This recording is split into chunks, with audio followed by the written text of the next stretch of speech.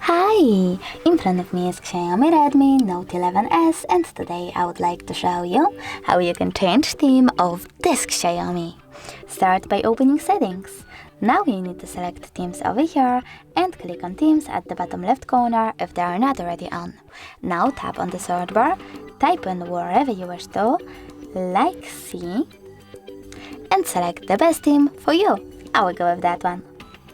Now you need to select 3 over here, wait a bit,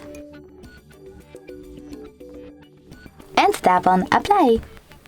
Now after a couple of seconds, as you can see, theme of my device has changed. But if you wish to go back into the default one, you can always do that by going into the same settings, choosing themes again, but this time clicking on profile at the bottom right corner. Themes are over here in the left one. Then tap on themes over here and tap on one of those default ones. I will go with classic. Lastly, select apply.